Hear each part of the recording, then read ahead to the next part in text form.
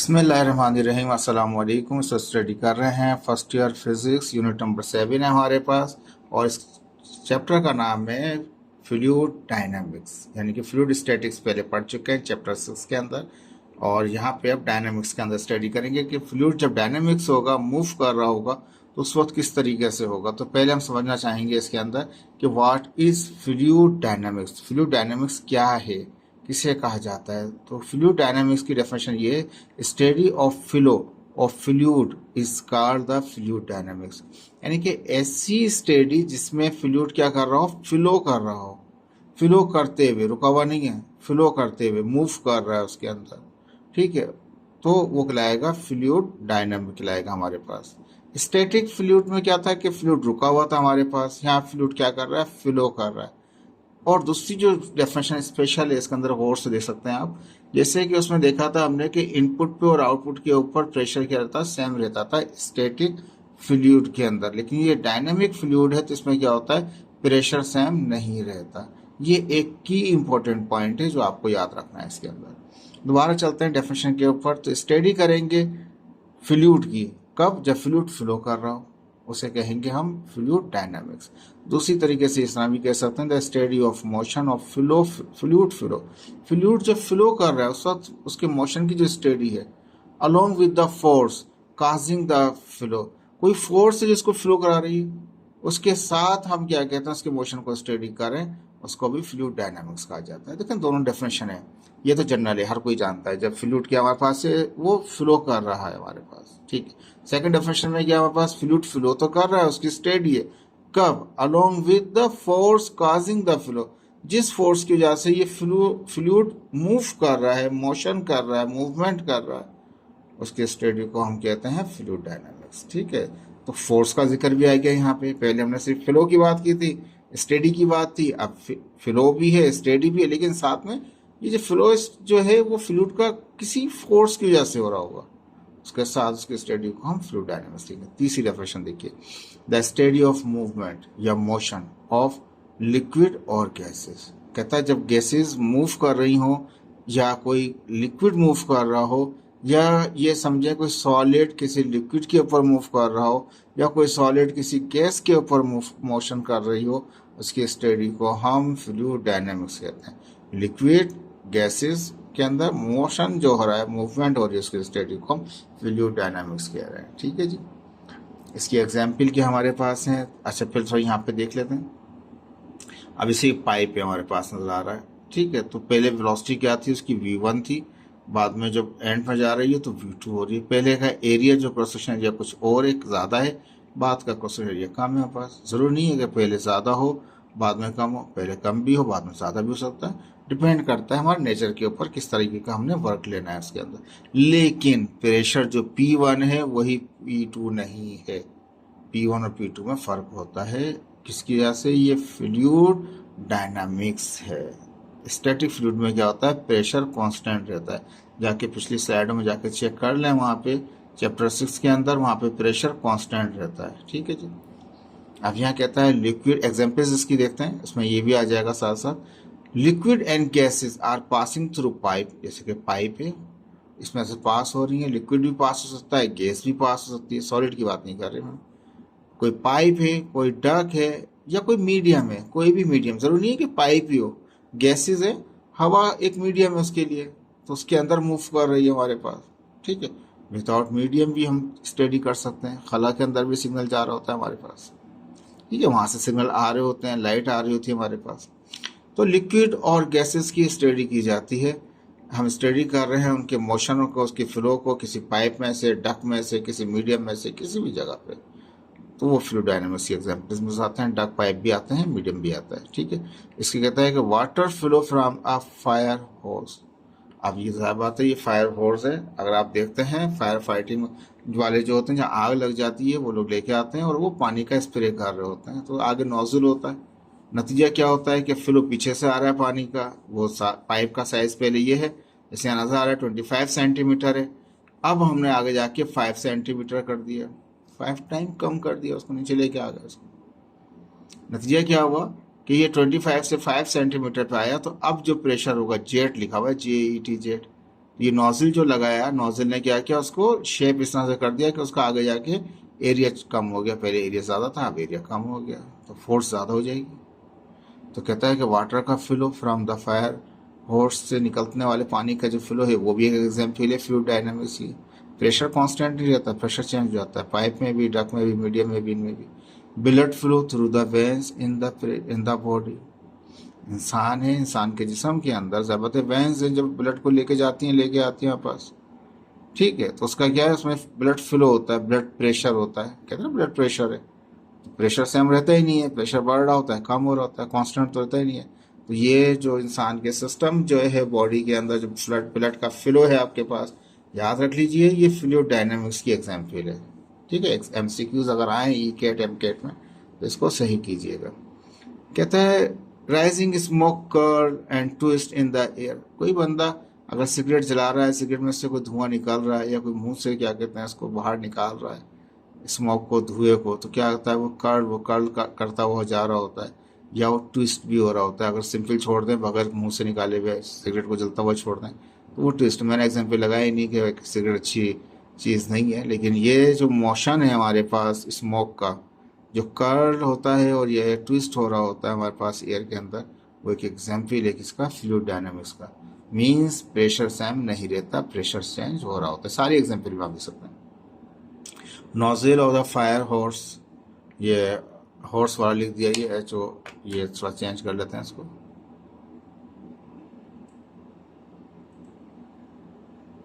ठीक है। तो फायर हॉर्स है जिससे निकल रहा है, is use to increase the speed of water. ये फायर नोज जो होता है, हॉर्स होता है, इसको इस्तेमाल करते हैं ताकि वो फ्लो अच्छा हो जाए, तेज़ हो जाए, स्पीड अप हो जाए, पानी की स्पीड को बढ़ा देता है। पहले स्पीड कम होती है, बाद में स्पीड क्या होती है, वो ज़्यादा हो जाती है, प्रेशर ज़्यादा हो जाता है। पहले प्रेशर कम होता है, बाद में प्रेशर बढ़ जाता है। तो ये जब प्रेशर चेंज हो जाता है तो वो फ्लूइड डायनेमिक्स में चली जाती है बात, याद रख लीजिए। प्रेशर अगर कांस्टेंट रहेगा तो वो स्टैटिक फ्लूइड खिलाएगा आपके पास। Aircraft is moving through the air. अब जब एयरक्राफ्ट मूव कर रहा है तो इंजन लगा हुआ है उसके अंदर, इंजन क्या कर रहा है, हवा को बैकवर्ड गोस, हवा पीछे फेंक रहा है और इंजन आगे मूव कर रहा है। देखा ना, पर लगे होते हैं उसके, इंजन चला रहा होता है। तो ये जो क्या काम कर रहे होते हैं, हवा को पीछे फेंक रहे होते हैं और आगे प्लेन मूव कर रहा होता है। ये तो फॉरवर्ड बैकवर्ड हो गया मोशन। अप डाउन का क्या है, तो कहता है ये विंग्स लगे हुए होते हैं, ये विंग्स कहता है plane goes up air goes down. जब प्लेन्स ऊपर जाता है, जब वो हवा को नीचे करते जाता है, तो ये प्रेस करते जाते हैं, हवा को जितना दबाते जाते हैं ऐसे प्लेन अप जाता जाता है। और जब कम कम प्रेस करेंगे तो वो नीचे आना शुरू कर देगा। तो ये भी एक मोशन है, इसको स्टडी करेंगे हम आगे जाके। तो ये सारी एग्जाम्पल्स हैं। प्रेशर इसमें सेम ही रहता है, प्रेशर चेंज हो जाता है, याद रख लीजिएगा। मैं बहुत फोकस कर रहा हूँ प्रेशर के ऊपर ताकि आप लोग इस बात को ना भूलें।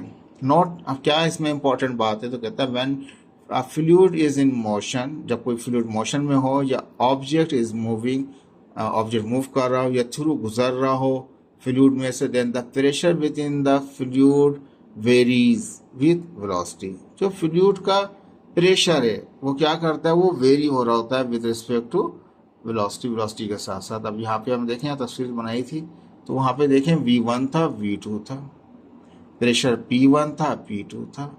तो प्रेशर के चेंज होने से, वेलोसिटी के चेंज होने से क्या हो रहा है, प्रेशर चेंज हो रहा है, ठीक है। वाइस वर्सा भी कर सकते हैं इसको बाद में उसमें, ठीक है जी। तो ये नोट पॉइंट था, इंपॉर्टेंट पॉइंट था। इसमें जो प्रेशर है वो कांस्टेंट नहीं रहता। अगर प्रेशर कांस्टेंट रहता तो वो स्टैटिक फ्लूइड रहता। तो ये प्रेशर इसमें क्या हो रहा है, चेंज हो रहा है। तो प्रेशर चेंज हो रहा है तो किसके साथ, fluid varies with velocity, velocity के बढ़ने से या कम होने से प्रेशर क्या हो रहा है, बढ़ रहा है या कम हो रहा है हमारे पास, ठीक है। अभी आगे जाके स्टडी करेंगे इस चीज़ को। तो aerodynamics is use in the throwing or kicking the ball in the cricket and the football respectively.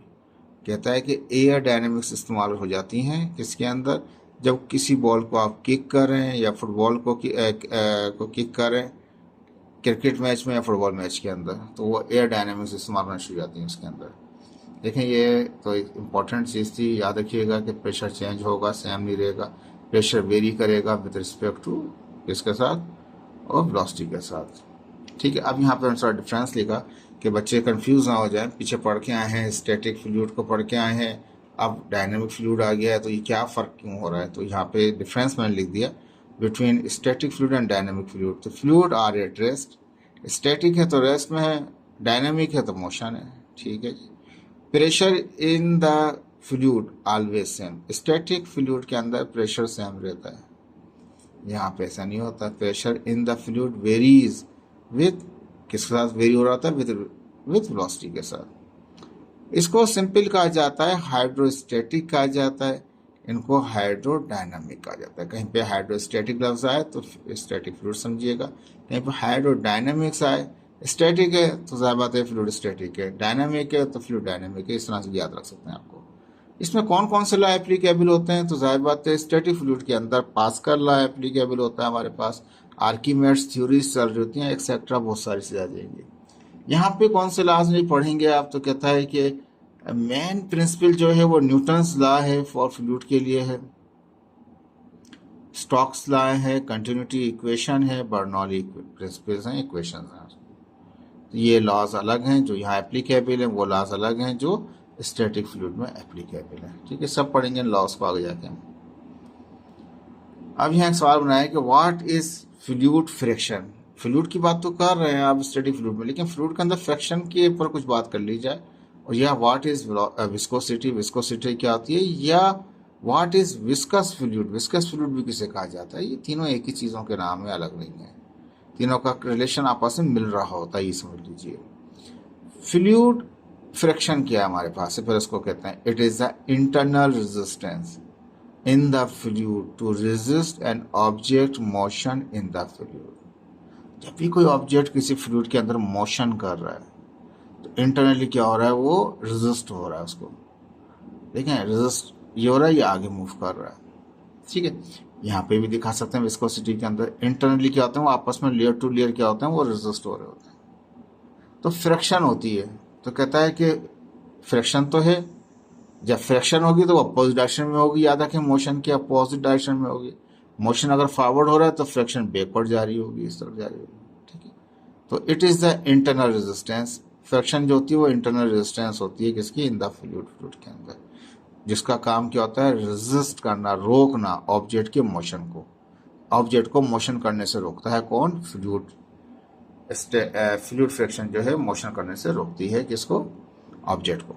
या इस तरह भी कह सकते हैं इसको, इस फ्लूइड फ्रिक्शन को, it is the resistance force, ये एक रेजिस्टेंस फोर्स होती है एक्सपीरियंस बाय एन ऑब्जेक्ट, एक ऑब्जेक्ट पर लग रही होती है मूविंग थ्रू अ फ्लूइड। जब कोई ऑब्जेक्ट मूव कर रहा होता है फ्लूइड के अंदर तो एक फोर्स का उसको सामना करना पड़ रहा होता है, जिसे कहते हैं फ्लूइड फ्रिक्शन, या उसका दूसरा नाम कह सकते हैं रेजिस्टेंस फोर्स भी कह सकते हैं।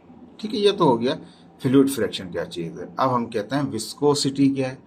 तो इंटरनल रेजिस्टेंस, भाई वो भी इंटरनल रेजिस्टेंस है, ये भी रेजिस्टेंस है, वो भी फ्लूइड का तो ये फ्लूइड का, इसका अर्थ है विस्कोसिटी। यही जो अंदरूनी इंटरनल रेजिस्टेंस होती हैं, इनका दूसरा नाम, फ्लूइड फ्रिक्शन का दूसरा नाम क्या हमारे पास है, वो विस्कोसिटी है, या विस्कस ड्रैग भी कहा जाता है, या फ्लूइड फ्रिक्शन भी कहा जाता है। मैंने कहा था ना, वही चीज है, इंटरनल लेयर टू लेयर आ रहा है हमारे पास। विस्कस फ्लूइड तीसरी डेफिनेशन थी हमारे पास, विस्कस फ्लूइड क्या है, तो सच फ्लूइड डेट रेजिस्ट डिफॉर्मेशन, जो रेजिस्ट करे, यानी कि ऐसा फ्लूइड जो रेजिस्ट करे टूटने से, नहीं टूट रहा उसको रोक रहा हो, या फ्लो चलने से ही मना कर रहा हो, फ्लो करने से मना कर रहा हो ड्यू टू इंटरनल फ्रिक्शन की वजह से, उसे कहते हैं विस्कस फ्लूइड। ऐसे फ्लूइड जो टूटने पे को रेजिस्ट करें, ना टूटने दें अपने आप को, जोड़ के रखें अपने आप को, ये कह लीजिए, या फ्लो करें तो उनको रेजिस्ट हो रहा हो, फ्लो में भी रेजिस्ट हो रहा हो, डिफॉर्म में भी रेजिस्ट हो रहा हो, दोनों अल्फाज में ये कहना है, फ्लो में भी रेजिस्ट हो रहा हो, डिफॉर्मेशन में भी रेजिस्ट हो रहा हो, ऐसे फ्लूइड को हम क्या कहते हैं, हम कहते हैं विस्कस फ्लूइड। और ये जो फ्लो में रेजिस्ट हो रहा होता है, ये डिफॉर्मेशन रेजिस्ट होता है, यानी कि टूटने से बचा रहा होता है या फ्लो करने से रोक रहा होता है, वो इंटरनल फ्रिक्शन की वजह से हो रहा होता है। कहता है viscous fluid have high resistance to flow. Viscous fluid ऐसे फ्लूइड होते हैं कि रेजिस्टेंस, फ्लो करने की रेजिस्टेंस फ्लो करने के में जो रेजिस्टेंस होती है वो बहुत ही हाई हो जाती है, इतनी हाई हो जाती है कि वो चल ही नहीं पाता। जो शहद होता है उसको आप यहाँ से स्लाइड बना के डालें, वो ऊपर से आहिस्ता आहिस्ता कई घंटे में नीचे पहुँचेगा। अगर पानी का एक कतरा डालूंगा जल्दी से आ जाएगा नीचे, क्योंकि उसकी रेजिस्टेंस कम है पानी की। हनी जो है, शहद जो है, उसकी ज़्यादा है, तो वो बहुत देर ले लेगा हमारे पास। तो बहुत हाई रेजिस्टेंस होती है विस्कस फ्लूइड की। याद रख लीजिए, ऐसे फ्लूइड जिनको विस्कस फ्लूइड कहा जा रहा है उनके अंदर रेजिस्ट कर, जो फ्लो को रेजिस्ट करने की जो पावर है बहुत हाई होती है, हाई रेजिस्टेंस होती है टू फ्लो करने से रोकती है बहुत बड़ी ताकत उसको। An exhibit internal friction between adjacent layer of the fluid, एक लेयर की इंटरनल लेयर है, इजीली जा रहा है। जैसे जैसे वो बाउंड्री साइड पे आता जाएगा, देखें पहले की फ्लो तेज था, फिर ऐसा ऐसा फ्लो कम होता गया, फिर कम होता गया। जैसे सराउंडिंग के करीब आता जाएगा ऐसे ऐसे उसका फ्लो कम होता जाएगा। इंटरनली वो बीच में कम हो, रेजिस्टेंस कम होगी, layer two layer Aahista Aahista resistance बढ़ती जाएगी सराउंडिंग की तरफ। ठीक है, अब इसकी एग्जाम्पल थी यहाँ पास। विस्कस फ्लूइड की हनी है, जैसे कि शहद है, डिफॉर्म किया था ना, डिफॉर्म से को रेजिस्ट करता है। इसको तोड़ने की कोशिश करो, पानी टूट जाएगा, लेकिन शहद नहीं टूटता आसानी से। सिरप होता है, अगर तार ऊपर ऐसा ऐसा खींचते जाओ उसको तार बनना शुरू हो जाएगा, टूटेगा नहीं, वापस में ऐड हो जाएगा लेकिन टूटेगा नहीं, ब्रेक नहीं होगा। तो honey and syrup are the highly viscous fluid, दोनों शहद हो चाहे सिरप हो, बहुत ही हाईली विस्कस फ्लूइड है। व्हेन यू पॉर हनी और सिरप फ्रॉम द कंटेनर, किसी भी कंटेनर से निकाल रहे शहद को या सिरप को निकाल रहे, दे flow slowly, Aahista Aahista Aahista flow करता है, आहिस्ता आहिस्ता फ्लो करता है। किस वजह से आहिस्ता फ्लो करता है? Due to internal high internal resistance, अंदर उनके दरमियान में इतनी हाई रेजिस्टेंस होती है कि वो आहिस्ता आहिस्ता फ्लो करता है। बीच में तेज होगा लेकिन साइडों में क्या होगा, स्लो होता है, साइडों में बहुत स्लो होता है। Are both so both are high viscous fluid, जो हनी और सिरप में वो हाई विस्कस फ्लूइड में शामिल होते हैं हमारे पास। इसकी एग्जाम्पल में अब यहाँ कहता है मोटर ऑयल। अब मोटर ऑयल आप जानते हैं पानी की जो मोटर होती है उसमें भी डाला जाता है हमारे पास। गाड़ियाँ जो बाइक होती हैं उसमें भी ऑयल डाला जाता है हमारे पास। और साथ साथ गाड़ियाँ बड़ी होती हैं, कार वगैरह होती हैं, उसमें डाला जाता है। जो हेवी किस्म के इंजन होते हैं उनमें भी मोटर ऑयल डाला जाता है। ठीक है, तो उनके फंक्शंस अलग अलग हैं, लेकिन क्या है कि सबकी चीज़ें एक ही हैं। क्या क्या काम होते हैं सबके, इनके हर एक के अंदर मुख्तलिफ काम हो होता है, लेकिन सबकी चीज़ें वैल्यूज़ में फ़र्क आ जाएगा। गाड़ी की अलग होगा, बाइक की अलग होगा, कार का अलग होगा, कार का अलग होगा, हेवी इंजनों का अलग हो जाएगा। Motor oil is use in the engine, motor ऑयलों का इस्तेमाल किया जाता है इंजन में, बिकॉज ऑफ इट्स विस्कोसिटी, किसी वजह से उसकी विस्कोसिटी की वजह से। विस्कोसिटी का मतलब है उसके डिफॉर्म भी नहीं होने देगा और फ्लो भी नहीं होने देगा। It is design to have a certain viscosity to provide the lubrication, इस तरह से डिज़ाइन की जाती है विस्कोसिटी फ्लूइड की कि वो प्रोवाइड करें लुब्रिकेशन। अब इंजन है, इंजन में अगर लुब्रिकेशन नहीं होगा तो टूट फूट जाएंगी चीज़ें, वेट या जो लॉसेज हैं ज़्यादा हो जाएंगे, तो लुब्रिकेशन चाहिए होता है इंजनों के अंदर पार्ट्स के लिए। एंड मिनिमाइज द फ्रिक्शन, और फ्रिक्शन कम से कम हो, नहीं तो वो रगड़ खा खा के घिस जाएंगे बिटवीन द इंजन पार्ट्स के अंदर। ठीक है, साथ में कूलिंग भी प्रोवाइड कर रहा होता है, वो एक अलग है हमारे पास। अभी जो मोटर ऑयल हैं इसके दो किस्म के हमारे पास यहाँ होते हैं। हाई विस्कोसिटी मोटर ऑयल है जो मोर देन 10 W लिखा हुआ है, वाट लिखा हुआ है यहाँ पे। अब ये क्या है, ये रेटिंग दिखाया रखा है यहाँ पे हमारे पास। 0 W है से 30 तक है हमारे पास, 5 W 30 है, 10 W 30 है, 15 W 30 है, 20 W 50 है। ठीक है, लेकिन देखें जो 0 और 5 वाले थे इनका जो था ड्यूरेशन ज़्यादा था, ज़्यादा टेम्परेचर को वो सस्टेन कर रहे थे। लेकिन ऐसा ऐसा जैसे जैसे बढ़ता जा रहा है वो कम उनमें लुब्रिकेशन या उनमें जो है उनकी विस्कोसिटी डिक्रीज होती जा रही है आहिस्ता आहिस्ता, यानी कि टेम्परेचर बढ़ता जा रहा है। जैसे जैसे टेम्परेचर बढ़ता जाएगा, 30 टेम्परेचर के लिए, 30 टेम्परेचर के लिए, 30 के लिए, ये 40 के लिए, ये 50 के लिए, ज़्यादा 40 और 50 जो है ये तो हैवी मशीनरी में आ जाएंगे, मोटर में आ जाएंगे। तो मोर देन 10 वाट से ज़्यादा वाले तो वो 40 और 50 डिग्री के लिए होते हैं हमारे पास। हाई टेम्परेचर, जैसे जैसे टेम्परेचर बढ़ता जाएगा, जैसे फ़ारेनहाइट लिखा ना, जैसे जैसे टेम्परेचर बढ़ता जाएगा विस्कोसिटी बढ़ेगी नहीं, याद रख लीजिए विस्कोसिटी कम होती जाती है। वो विस्कसपन जो है उसका वो कम हो जाता है, वो गाढ़े से वो हल्का होने से जाता है। क्योंकि टेम्परेचर एक ऐसा फैक्टर है, याद रख लीजिए इसको इंजीनियरिंग पॉइंट ऑफ व्यू से, एमकेट ईकेट के हवाले से, कि टेम्परेचर ऐसा फैक्टर है, टेम्परेचर के बढ़ने से विस्कोसिटी डिक्रीज हो जाती है। जो विस्कस फ्लूइड होते हैं जिनकी वेलोसिटी जो फ्लो में रेजिस्टेंस होती है, उनके रेजिस्टेंस को कम करता चला जाता है। कौन? टेम्परेचर के बढ़ने से। तो जाहिर बात है यहाँ पे कहता है मोर देन 10 वाट है हमारे पास, इज यूज, डब्ल्यू लिखा हुआ है, is use in such engines that need the high clearance. High viscosity motor oil वो है इन्हें हाई क्लियरेंस चाहिए होता है, यानी कि on high temperature in the engine part need more lubrication. जितना ज़्यादा टेम्परेचर होगा तो इसलिए लुब्रिकेशन ज़्यादा चाहिए होगी, लेस फ्रिक्शन चाहिए होगी, मोर कूलिंग चाहिए होगी पार्ट को। तो इसलिए 15W वाला 20W वाला इस्तेमाल करते हैं इंजनों के अंदर, विस्कस वालों में, जो हेवी वाली मशीनरी होती है आपके पास। लो विस्कोसिटी मोटर ऑयल 0510 वो 30 डिग्री सेंटीग्रेड तक के लिए होते हैं। ठीक है, अब अंदाज़ा लगा लें 30 डिग्री सेंटीग्रेड वाले हैं, अगर हम वो इन्हीं इंजनों को चला रहे हैं, बाहर का टेम्परेचर और एम्बियंट टेम्परेचर बढ़ा हुआ है, बहुत फ़र्क आ जाता है उसकी परफॉर्मेंस के अंदर। तो कहता है लो विस्कोसिटी या लो विस्कस मोटर ऑयल जो हमारे पास हैं वो इंजन में इस्तेमाल होते हैं जहाँ नीड होती है लो क्लियरेंस की, वहाँ हाई क्लियरेंस की, यहाँ लो क्लियरेंस की। On low temperature on the engine part need low lubrication, less friction, less cooling the part. जाहिर बात है कम टेम्परेचर के ऊपर रहेंगे तो इसलिए इनको कम ही लुब्रिकेशन की जरूरत पड़ रही है, कम ही फ्रिक्शन की और कम ही इनके अंदर कूलिंग पार्ट्स की जरूरत, कूलिंग की जरूरत पड़ रही होती है पार्ट्स के लिए। ठीक है, जिसके बाद तीसरा था पेंट एंड वार्निश।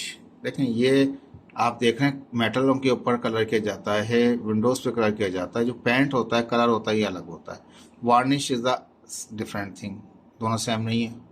याद कीजिएगा जैसे कि वुड वगैरह पर वार्निश किया जाता है, आयल को भी हल्का करने के लिए वार्निश में लिया जाता है ताकि वो उसकी थिकनेस विस्कोसिटी को कम किया जाए।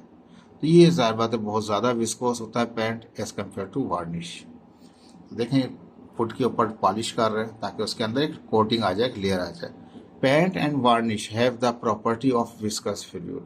अब पेंट ले लें चाहे वार्निश ले लें, आप दोनों की प्रॉपर्टी क्या है? विस्कस फ्लूइड, विस्कस फ्लूइड की प्रॉपर्टी रखते हैं, यानी कि वो मोर विस्कस है, थोड़ा लेस है उससे। ये when we paint the surface, paint spread over the surface according to its viscosity. जैसा पेंट है आप पेंट करेंगे वो ऐसे ही फैलता शुरू हो जाएगा। अगर मोर विस्कस है तो वो हिलेगा ही नहीं, तो ब्रश नहीं चलाएं आप। और लेस विस्कस होगा यानी कि उसमें वार्निश डाल दिया आपने, कोई ऑयल डाल दिया, पतला हो जाएगा तो आराम से फैल जाएगा वो। तो कहते हैं वैसे पेंट जो होते हैं वो क्या होते हैं, वो स्प्रेड करते हैं सरफेस के ऊपर अपनी विस्कोसिटी के हिसाब से, जितनी विस्कोसिटी है उनकी उसी हिसाब से वो फ्लो कर रहे होते हैं। चल ही नहीं रहे होते वो, ब्रश चलाना पड़ता है लाजमी इनको हार्ड सख्त करके पेंट करना पड़ता है, इनको रफली कर सकते हैं आप इजीली वार्निश को, क्योंकि वो लाइट होता है। High viscosity paints are thicker. जो हाई विस्कोसिटी वाले पेंट होते हैं वो थिक होते हैं, बहुत थिन लेयर होती है उनकी, from to form the thicker layer. अगर अच्छी मोटी तेज रही होती है तो हाई विस्कोसिटी पेंट इस्तेमाल किए जाते हैं। दीज पेंट्स फ्लो हार्डली, बहुत आहिस्ता आहिस्ता चल रहे होते हैं वो, इतनी ज़्यादा विस्कोसिटी होती है, बहुत ज़्यादा हार्ड वर्क करना पड़ता है। Less viscosity paints are thinner and use to form the thinner coating. बारीक सी अगर देनी है तो लो विस्कोसिटी पेंट्स इस्तेमाल किए जाते हैं कोटिंग के लिए। दीज पेंट्स फ्लो इजीली, आसानी से किसी नोजल स्प्रे के जरिए भी कर ली जाते हैं, as compare to high viscosity paint. High viscosity के मुकाबले में लो विस्कोसिटी पेंट को इजीली पेंट कर सकते हैं, उसको बहुत हार्डली करना पड़ता है। Paint and varnish are use, दोनों का काम है क्या कहता है, both are use to protect the material from the water and the corrosion. पानी से बचाना और कोरिजन जंग से बचाना, तो मेन काम पेंट और वार्निश का ये एमसीक्यूज आपका बन सकता है। Paints are more protective as compare to varnish. Paint जो है बहुत ज़्यादा प्रोटेक्टिव है एज कम्पेयर टू वार्निश, क्योंकि वो थिन लेयर होती है, उसकी थिक लेयर होती है। जो थिक लेयर होती है वो ज़्यादा फायदेमंद होता है। देखें आज का लेक्चर आपका था, होपफुल आपको समझ में आया होगा। ठीक है, इसको शेयर भी करें और इसको स्टडी करिए। ओके, अल्लाह हाफिज़।